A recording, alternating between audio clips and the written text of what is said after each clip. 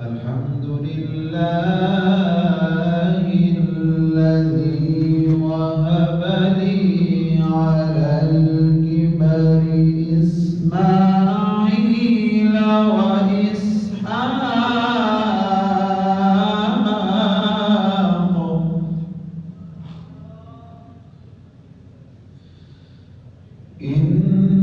إن ربي لسميع الدعاء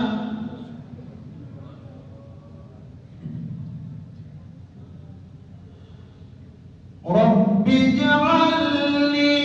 مقيم الصلاة ومن ذريتي ربنا وتقبل دعاء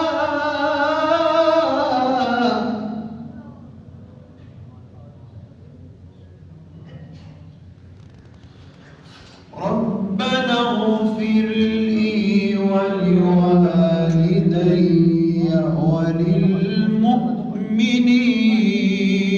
وللمؤمنين ربنا اغفر لي ولوالدي وللمؤمنين يوم يقوم الحساب بسم الله الرحمن الرحيم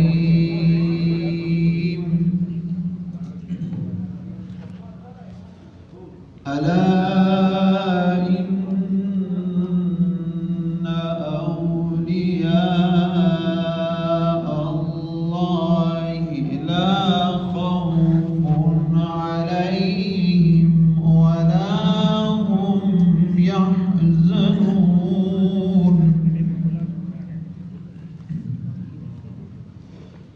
الذين آمنوا وكانوا يتقون لهم البشرى في الحياة الدنيا وفي الآخرة لا تبديل لكلمات الله ذلك هو الفوز العظيم